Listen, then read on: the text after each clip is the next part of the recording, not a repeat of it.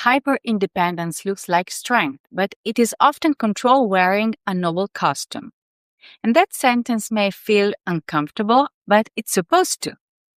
Because so many capable women have been taught to believe that needing nothing is strength.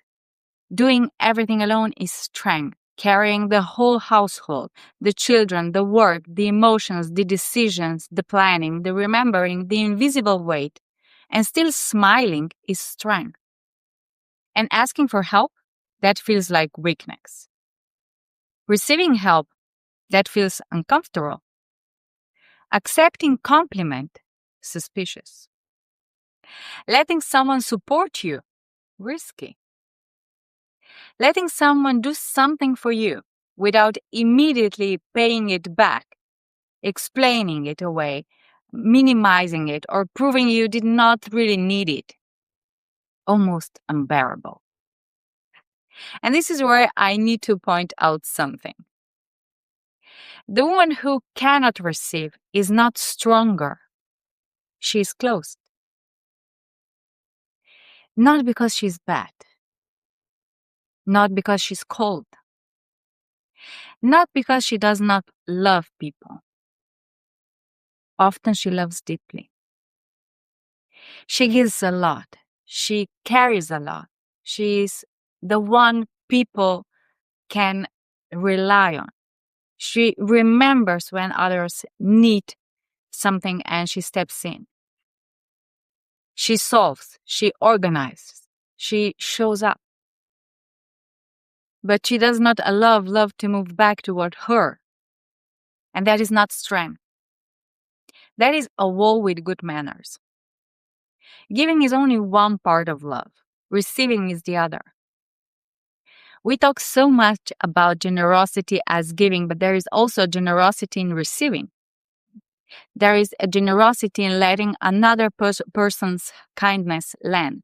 There is a generosity in saying thank you without pushing the gift away. There is a generosity in allowing someone to help you and feel that their help matters. Because when someone gives from love and you refuse to receive, love has nowhere to land. Think about a compliment. Someone says, "You look beautiful today." And you immediately say, "Oh no, I look tired." Someone says, "You did such a good job." And you say, "It was nothing." Someone says, "You're strong." And you say, "I had no choice." Someone says, "Can I help you?" And you say, "No, I'm fine," while you're clearly not fine. And we think we are being humble. But often we are not humble. We are just unable to receive.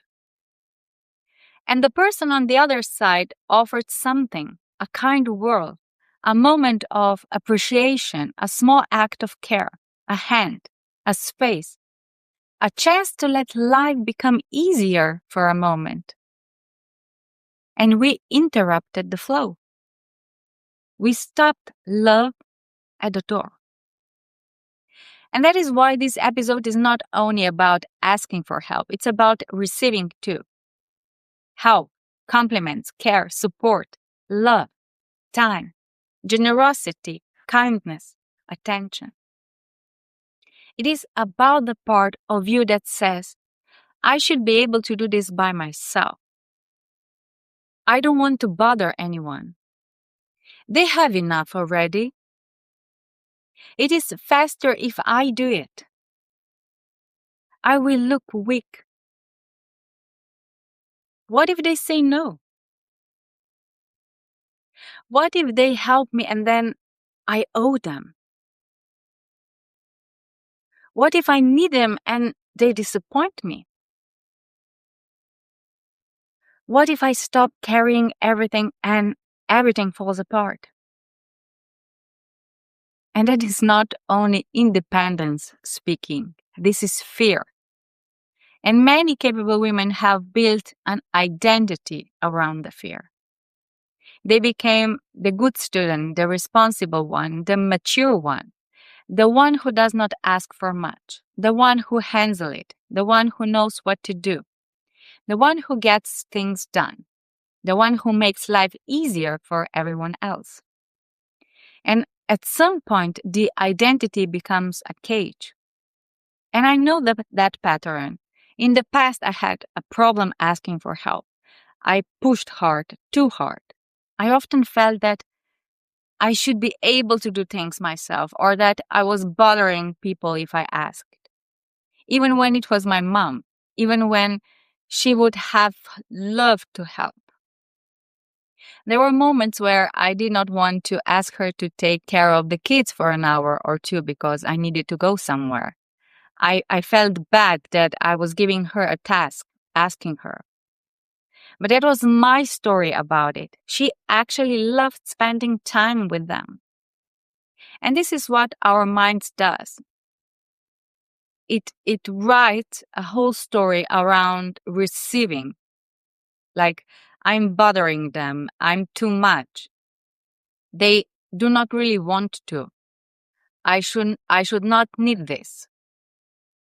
And meanwhile, the other person may be standing there with an open heart, willing to give, happy to give, even grateful to be included. Receiving can create closeness. And that is what I had to learn. And now my mother helps me 1 day per week with some logistics. She takes the dogs out, picks up the kids, and we also have time to drink coffee together. Things get done, I have more space in my day. I can do something else, or I can simply have a little time for myself. And the relationship is not weaker because of that. It's warmer, more mutual, more alive. Support does not always look dramatic. It can look like someone walking the dog, picking up the kids, leaving groceries at your door, sitting with you for coffee, taking one thing off your plate so your day has room to breathe. And that's not a failure. That is love moving in a practical way. And this is where many capable women get stuck. They think support means they are incapable. They think receiving means they are taking. They think needing means they are weak. No. You can be competent and still receive. You can be independent and still ask. You can be capable and still need support. You can do many things yourself and still choose not to do everything alone. There is a difference between competence and closure. Competence says, I can do many things. Closure says, I must not need anyone. Competence is healthy, closure is lonely. And so many of us learned closure early, For me, it came from a combination of things. I was expected to be an A-grade student, not necessarily because my parents forced it, but because the environment accepted it. Teachers, people around me, the atmosphere. I was the one who did things right. And I remember the grandparents of my best friend at the time using me as a role model for her. Look at Jagoda. She's doing everything right. She's so capable. She does things. She does that. It sounds like praise.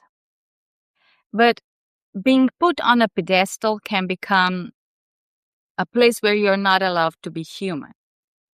And it was not good for my friend either. She had to listen to how I was supposedly better at things that she was. That kind of comparison hurts both people, One person is placed underneath and the other is placed above. And neither place creates real closeness. The capable one is not allowed to struggle. The good student is not allowed to need. The role model is not allowed to fail. The strong woman is not allowed to say, I cannot do this alone. And so we carry that pedestal straight into our adult lives. We treat our households, our careers, and our families like classrooms where we still have to get straight A's just to prove we deserve to be in the room. We become women who can organize everything. And then we carry that into adulthood, into work, into motherhood, into relationships, into business, into our bodies. And the strange thing is, we often blame others for not helping while also refusing the help that is offered. Someone asks, "Do you need anything?" No, no, I'm fine. Someone says, "I can do that." No, it's okay, I'll do it. Someone says, "You should rest." No, I just need to finish this first. And then resentment grows. Nobody helps me. Nobody sees how much I do. Everything is on me. But did we ask clearly? Did we receive when someone offered? Did we let them take something from our hands? Did we allow love to move both ways? And this is not to blame you. It is to bring you back to your own power. And there is a huge difference between asking from need and demanding from resentment. Asking from need has no weapon in it. Demanding from resentment has an emotional bullet inside it. Asking from need sounds like, "I need help with this. Can you take this part?" And demanding from resentment sounds like, "Why do I always have to do everything? Nobody ever helps me." The second often comes after too much silence, too many times saying, "I'm fine," when it was not fine, too many times doing everything while secretly hoping someone would notice, too many times refusing help and then feeling abandonment. Resentment is often a need that stayed silent too long. And this is why asking earlier matters. Not when you're already at the edge, not when your body is exhausted, not when your voice is sharp, not when you're ready to explode. Ask when the need is still clean. Ask before the emotional bullet is loaded. That is a relationship skill. It is a motherhood skill. It is a leadership skill. It's a life skill. During COVID, I learned the cost of carrying too much very clearly. I was already a single mom. I was working. The children were home. There was school, household, food, uncertainty, fear, everything at once. And at first, I didn't want to bother my parents. I did not want to expose them to risk. The kids were in contact with school environments at different points, and I was worried about the possibility of spreading COVID to my parents. So I carried it. The job, the school, the children, the household, the worry, the logistics, the pressure. And I nearly burned out. Not because my reasons sounded bad. It did not. My reasons sounded responsible, protective, loving.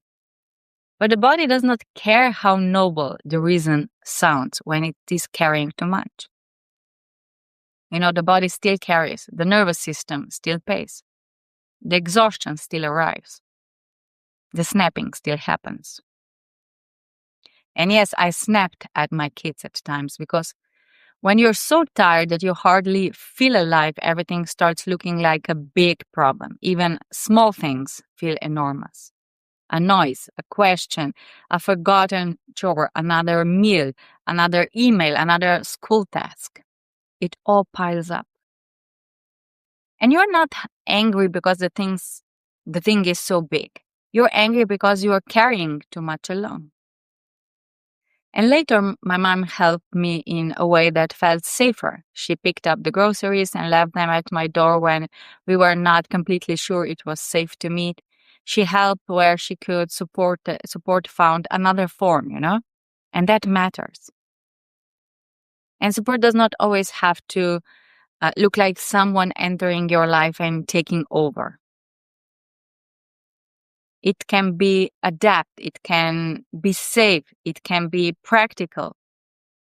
It can be small. It can be a bag of groceries at the door. And that small thing can keep you from drowning. This is why I say receiving is a part of love. Because when we refuse every form of support, we also refuse the possibility that love can reach us in ordinary ways. A cup of coffee, a ride, a meal, a message, a compliment, a child doing their chore, a friend listening, a mother walking the dog, a therapist helping you hold what is too heavy to do alone, a coach seeing the pattern you cannot see from inside it. Support is not always rescue. Support is often structure. It's a space, a breath. It's a reminder that you're not meant to live as if every responsibility must end with you. Motherhood taught me this too. I think many mothers start with the idea they should do everything for their children. We want to protect them, help them, make life easier, save them from mistakes, remembering everything for them, prepare everything, remind them, carry not only our life but theirs too. Until we realize that doing everything for them is not love anymore. It becomes control. It becomes exhaustion. And it steals from them the dignity of becoming capable. When we do everything for our children, we do not only exhaust ourselves, we also teach them that someone else will carry what belongs to them. At some point, they need responsibility. They need to make slips. They need to make mistakes. They need to know they are part of the household, not guests in a hotel where mother is a staff. So in our home, everyone has their own role now. We talk about it. We have rules. Each person takes something on. It's not all on one person. And with school, I made it clear. School is their job. My job is to provide food, pay bills, create a home, support them, help them when they need help. But I'm not going to ask every day, do you have homework? Did you do this? Is there something special? They know what they need to do. If they need my help, they can ask. Otherwise, it's their responsibility.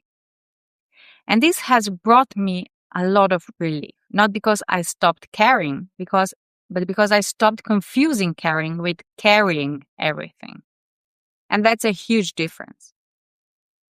You can care deeply without carrying what belongs to someone else. You can love your children without doing their life for them. You can support people without rescuing them from every discomfort. And you can be generous without becoming the place where everyone drops their responsibility. And the same applies to relationships. Interdependence is not dependence. It's not helplessness. It's not save me. It's mutual support. It's making life easier for each other. It is knowing that we do not always need the same thing and we do not contribute in exactly the same ways, but we both care about the well-being of the relationship, the family, the home, the life we are building. It's not about keeping score. It's not about, I did this, now you owe me. It's not measuring every contribution like a business transaction.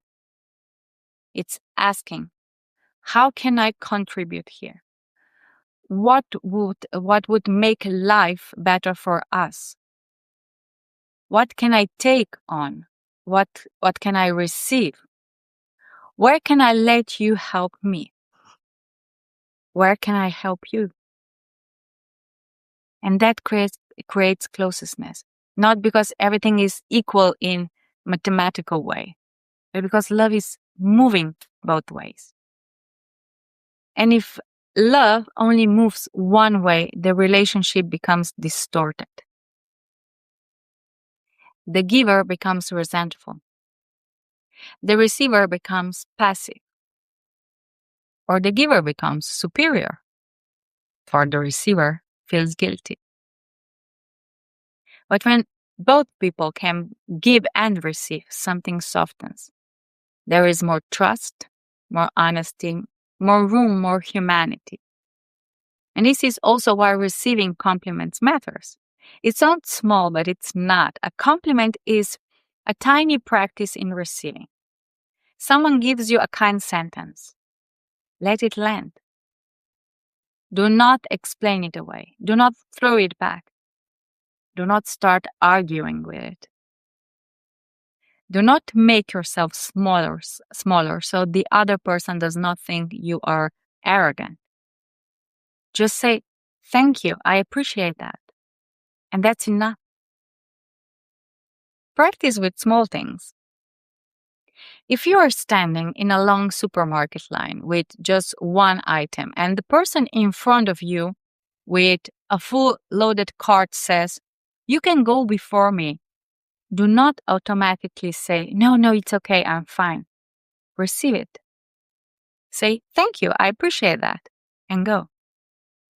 That is receiving. It's small, but it teaches your system something new. It teaches you that you can be given to. It teaches you that you do not have to refuse ease. It teaches you that someone else's kindness is not a threat to your independence. It teaches you that receiving does not make you weak. It makes you available to life. And this is the deeper practice. Start noticing where you refuse what is offered.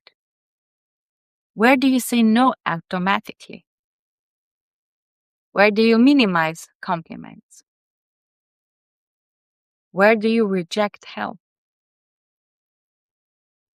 Where do you keep saying, I'm fine, when you're not?